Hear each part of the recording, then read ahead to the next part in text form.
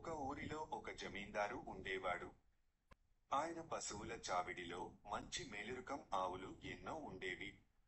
ప్రతిరోజు పశువుల కాపరులు వాటిని ఇంటికి తోలుకురాగానే ఆ ఆవుల మందను చూసి చాలా సంతోషపడేవాడు. ఒకరోజు తాను ఎంతో ఇష్టంగా చూసుకునే ఆవుల మందలోని ఒక కోడెదూడ తప్పిపోయింది. కోడెదూడ తప్పిపోయిన విషయాన్ని పశువుల కాపరులు జమీందారుకు చెప్పగానే దాన్ని వెదికేందుకు తానే బయలుదేరాలని నిశ్చయించుకున్నాడు. తానే కోడెదూడని వెతకబోతున్న విషయాన్ని ఎవరికీ చెప్పకుండా ఆయన ఒక రైతు వేషంలో బయలుదేరాడు. కనిపించిన వారినల్లా తన కోడెదూడ కోసం ఆచూకీ తీశాడు. ఎవరిని అడిగినా మాకు తెలియదు, మేము చూడలేదు అని చెప్పసాగారు. చివరికి పక్క ఊరి గ్రామ పెద్ద దగ్గర తన కోడెదూడ ఉందన్న విషయం తెలుసుకుని సంతోషంగా అక్కడికి వెళ్ళాడు జమీందారు. తప్పిపోయిన కోడెదూడను వెతుక్కుంటూ వచ్చినట్లు గ్రామ పెద్దకు తెలిపాడు. దీంతో మారు వేషంలో ఉన్న జమీందారుతో, మా ఊరి రైతు పంట పొలాల్లో ఈ కోడెదూడ విచ్చలవిడిగా మేసి నష్టపరిచింది.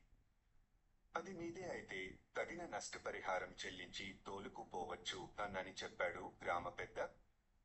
పశువుల చావిడిలో కట్టేసి ఉన్న కోడెదూడను చూసిన జమీందారు అది తనదే అని నిర్ధారించుకున్న తరువాత గ్రామ పెద్దకు నష్టపరిహారం చెల్లించి దానిని తోలుకెళ్లాడు. జమీందారు వెళ్లిపోయిన తరువాత గ్రామ పెద్దకు తన ఇంటి ఆవరణలోనే ఒక చేతి ఉంగరం దొరికింది. దాన్ని పరీక్షించి చూడగా దానిపై జమీందారు ముద్ర కనిపించింది. వెంటనే తేరుకున్న గ్రామ పెద్ద జమీందారు దగ్గరకు వెళ్లి జరిగిన విషయమంతా వివరించి చెప్పాడు. అప్పుడు జమీందారు మాట్లాడుతూ, ఆ ఉంగరం నేనే కావాలని నీ ఇంట్లో జారవిడిచాను. రైతు వేషంలో వచ్చింది కూడా నేనే నని చెప్పాడు.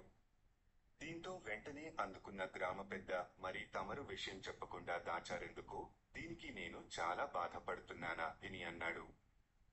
అప్పుడు జమీందారు నవ్వుతూ, బాధపడాల్సిన అవసరం లేదు. నేను నిజం చెప్పినట్లయితే నువ్వు నష్టపరిహారం తీసుకోకుండానే నా కోడెదూడను ఇచ్చేసేవాడివి. నా ధర్మం నెరవేర్చే అవకాశం నాకు ఆ రకంగా కలిగినందుకు నేను సంతోషిస్తున్నాను. నీ బుద్ధిని పరీక్షించాలనే నేను అలా చేశాను. నా పరీక్షలో నువ్వు ధర్మంగా ప్రవర్తించి నెగ్గావని చెప్పాడు. దీంతో విషయం అర్థం చేసుకున్న గ్రామ పెద్ద జమీందార్కి నమస్కరించి ఇంటి దారి